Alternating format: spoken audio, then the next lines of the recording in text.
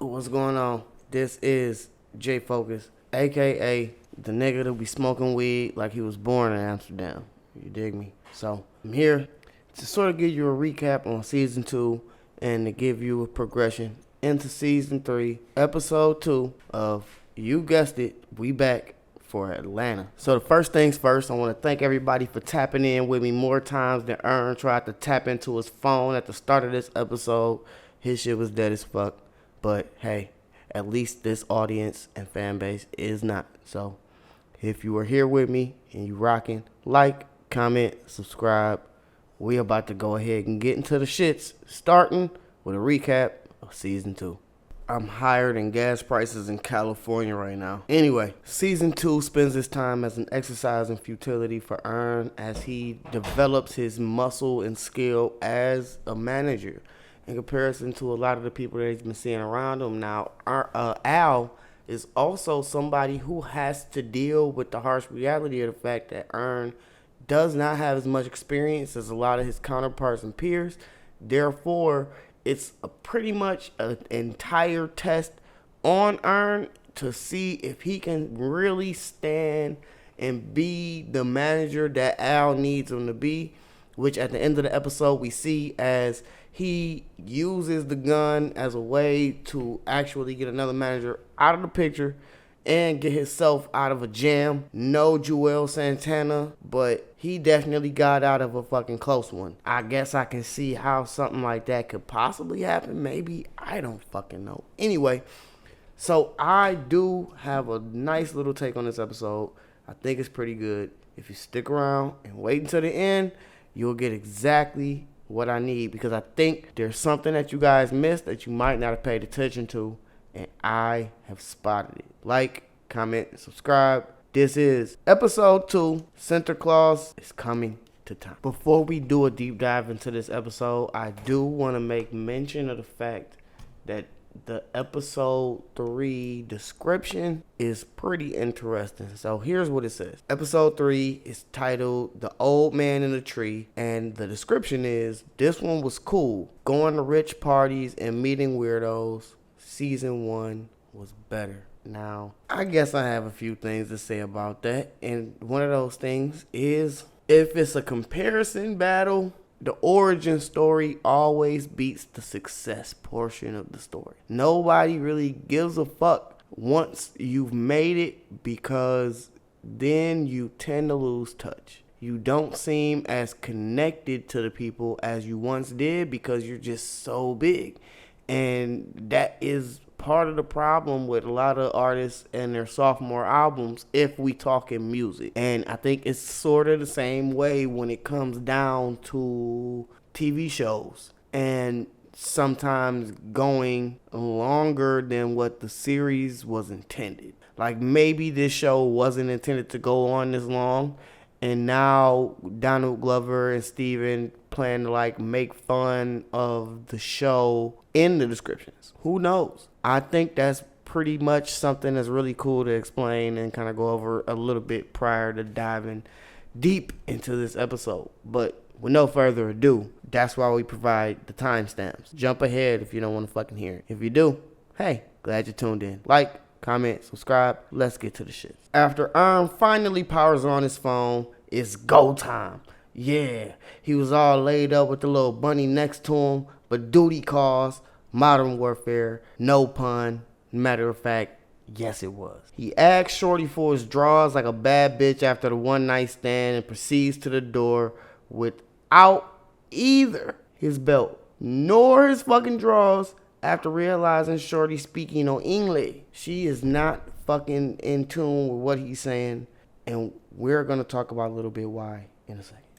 Now, he bolts from the Osterboro Hotel located in Denmark, which is, it pretty much has some decent, mediocre type prices, you know what I'm saying, as far as rooms go. So I guess that just lets you know how he's living as far as when it comes down to managers and artists and their staying amenities. It's a little bit different. Obviously, Ern is living a little bit more modest when it comes down to how he's spending his money in comparison to Al.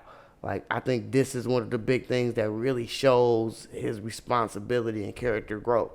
He hops in a taxi called Darius, whose last name is Epps, by the way. Fun fact. Didn't know that.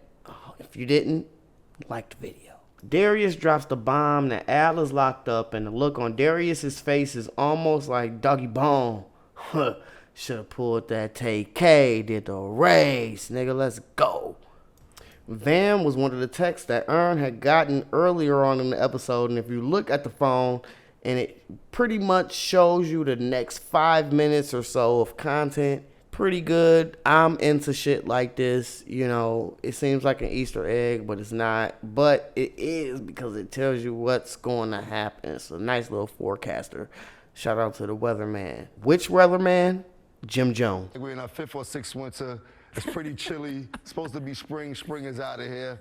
New York City, you're in the dubs. You're in the 20s. When you're in the 20s, you got to drop down and get your eagle on. Baby girl, cover that waist front up because it might get a little bit chilly. Anyway, at this point, the episode is only 3 minutes in, and I'm sure homes around the world have been captivated by every single motherfucking second so far, man. This shit is fucking good. Non-stop drama. You get it back to back to back. You can't really ask for a better 3 minutes of TV. Now, doubling back for the no draws, no belt situation was funny as fuck just by itself. But turnaround was the death blow. Like fucking Satima blowing up fucking punch at Goku. And this nigga is in his full fucking Saiyan form, Super Saiyan, God tier level. And he immediately drops back to base. That was like the punch of comedy that I got from this situation, man. I guess you can't write this kind of shit. Darius eventually greets Van in a Sprinter and welcomes her to Amsterdam, otherwise known as the Venice of the North. The driver of the day Darius mentions is just further proof of how well that Earn has been utilizing Al's success. After Van's admission, Darius admits to getting his balls crushed and that he lived in Nigeria. Now, I don't remember when he had exactly admitted that. I'm going to go back through, and after this episode, I'll be super caught up with actually what happened in the past seasons for the details. Don't remember that one, but right after, he immediately changes the topic to Food Fight, which is about a super sleuth 007 Indiana Jones dog played by Charlie Sheen. And that's what makes fucking Darius, dog. Like, if you caught the reference and you know this movie, this was a grade A comedic moment. Like, for him to pivot that way. It was just genius. Great writing. Earn arrives at the performance venue and links with the promoter, who asks if Al can wear a weird-ass English-looking shirt, and that's going to be important moving forward. Trust me. But Earn eventually sneezes, causing everyone in there to say their version, the Netherlands version of bless you, which is not the last time you'll hear that. Once again, though, Earn makes professional management type moves and secures the 20K in advance for my nigga Al, aka Paperboy. Van and Darius hit a boutique where Van finds an address and a jacket she buys. You know, fucking wacky ass this nigga Darius wanna slide through like a jazz music song. And that's exactly what happens. Cue the music. Let me shoot this move and I'ma slide through. Let me shoot this move and I'ma slide through.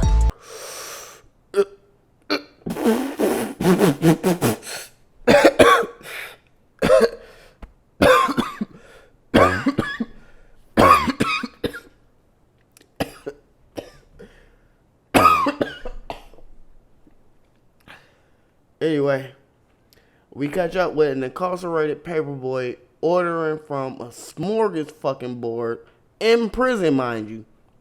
Right after, he learns that the fans are outside screaming free Paperboy, and we literally just left from Atlanta season 2 where people from his own fucking hood tried to rob and kill this man. Now, this is a big deal because it's a very vast difference in the way artists are treated on a national scale, especially when you're local, and compared to when you are global.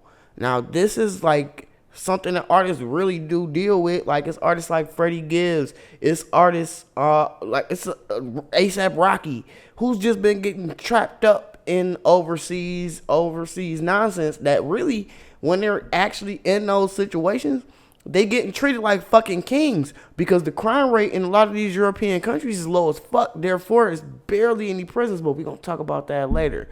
Give me a second. After being told his bond was paid in full, Al so full of shit, he decided he want to wait on lunch, take a nap. This nigga here. Only a prison in Amsterdam will have windows with blinds, a desk, a towel rack, and automated lamps. Dog, only there. See, look, I told you I was going to inform you. I got you. So according to U.S. News, the Netherlands has 61 prisoners for every 100K people, meaning it's the lowest in Europe in total. The United States has 655 people per 100,000 in prison.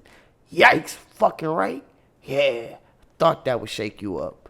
That's why you come here to Potheads Love Movies. We get high and we state the facts. Anyway, the original surreal elements that the show had become known for returns with full force with how different so many of the other countries can be. This was an organic way for him to actually explain the surrealness in modern day life in general, especially for black people. Like when we go to different places, you get treated so much differently, especially because you get treated with what you would consider, quote unquote, like being white would be getting treated like in different countries. For instance, Earn sneezing into the tissue and the officer taking and pocketing the shit is pure fucking comedy. It's like, dog, is you gonna make a clone of me or what is you gonna do? What's happening? Is you gonna throw that away? Please throw that away in front of me. Like, it's obvious at this point, the episode is about to be fucking amazing. To thank the fans for their continued support, he uses the money that Earn brought to make the fucking fans go crazy in their foreign currency, whatever the fuck the Netherlands uses. And they went crazy as fuck. I'm pretty sure that clip went fucking crazy on Snapchat or whatever the fuck people in New Amsterdam or Amsterdam use. New Amsterdam. Anyway. From here, the breakdown ends and the backstory begins because there's a whole little legacy going on here that you might not be aware of, and maybe you missed it, but I'm pretty sure you caught it. But you might not see in the episode at all, and that's why you come here to Potheads Love Movies. Like, comment, subscribe. If you had a advertisement that you wanted to place with us, it would go somewhere around here. Anyway, from here, we learn about Sinterklaas. Now, Sinterklaas is a feast that takes place on December 6th or the 6th of December, depending on who you ask. Now, it's pretty much Christmas in a format that's from former Dutch colony. A huge part of this celebration is Black Pete, which is pronounced extremely different in their language. The word black, I can't pronounce, so I just did the translation. Now, in the end, Black Pete is a Moorish, quote-unquote, helper. Now, I don't like that. I don't like it. I don't like it. I don't fucking like it. And we gonna move forward because I've seen helpers before. They don't dress like that, my guy. Like, this is Ronald McDonald from back in the day. I don't like the way this shit looks, man. We saw a similar outfit at the start of the episode when the promoter asked Earn about that little snazzy fit that the nigga wanted the nigga Al to put on. Real slave vibes popping off right now, man. I'm not really liking it, dog. Not liking it at all. Instead of a sled, this version of Saint Nick pulls up in a fucking boat. Real pushing P shit, like the kids say, if that P stands for presents. Okay? And that's it. That's most of the episode, dog. Sorry. If you thought I was going to spoil the whole shit, you got me fucked up. That's how you get flagged. Sorry. Learn my lesson. Don't do it anymore. That's why we create top-notch content here at the Potheads Love Movie Show. Now, the highlights of the episode were Van and Darius at Hupak's funeral. Excuse me, Hupak. His funeral was fucking mad humorous. For the record, assisted suicide is legal in the Netherlands under certain conditions. That's some real shit. I learned that. Now, the reason Al got locked up couldn't have been better for his character. It was fucking brilliant, man. Once again, this nigga Stephen Glover, his pen is really going to fucking work. Now, the funniest and most ironic part of it all is he was wearing multiple Gucci items throughout the whole fucking episode, dog. They literally made a $890 balaclava sweater mimicking blackface, which what I think the overall community was here talking about, this was not right. Most people in the black community didn't think it was cool, and here we have this gentleman rocking this blackface-based company who created this fucking style of fashion in the first place. Like, you should have known better. You were wrong. And this is like the irony behind the entire episode, I think. This is really like the baked in overall joke. This is the comedy. This is why you show up to Atlanta every single season. The promoter fighting a random black dude in blackface was the icing on the cake to how much of a great episode this was. Just fantastic, man. I can't complain. If you were mad, comment down below. Talk to me, man. I talk back, and guess what? You might catch an argument from me because I just don't agree. If you think this episode was bad according to the plot so far, man, I'm eager to see what it's like to know what Ern and Al kind of have coming up. Like, it's really intriguing to see the story and how it moves forward. Now, I told you that I was going to have something good for you at the end. I'm glad you waited around. So, now I have my hot take on where I think this show is about to go. But before I do all that, make sure you like, comment, subscribe. We're going to get into a discussion, man. I'm trying to build a community over here at the 91 Podcast Network. I'm so glad you can join us over here at the show.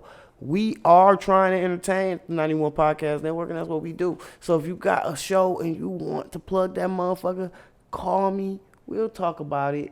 We'll get down to the nitty gritty. We might can get you a sponsorship. We not really trying to crack heads. So get down with us. Let's get back to the show. So from this point in the season, I really do feel like Al is eventually going to figure out that he does not like the industry. He doesn't like the games. He doesn't like the politics. He doesn't like what it takes in order for you to make it. He is eventually going to pull a Donald Glover-esque type scenario where he is going to pretty much quit the game in order to do something else that he figures he loves. And I don't know exactly what that's going to be, but I think it's going to be something that we find out here in this season 3 finale. Eventually, it's going to end, I think, with what maybe is going to be assisted suicide of sorts. Based on what's happened in this episode, maybe Ern is going to assist in the suicide of the career of Al in his sake and in his honor. I don't know. Maybe it's a reach. I'm just here to talk shit. I just smoked like 3 blunts back to back, sitting here watching the season finale and watching the second episode for like the 4th time. So, you know, I'm just here to talk shit, man. That's why y'all show up here to Potheads Love Movies. So, if you think I'm on point, comment. Tell me, dog. I appreciate your support. And if you think I'm not, guess what? We can debate about it. We can talk. Let's do it. Even if you're here on Facebook. Yeah, you didn't think I mentioned you guys. Trust me, I see you're watching. Anyway, here we are. My name is Jay Focus. This is Potheads Love Movies.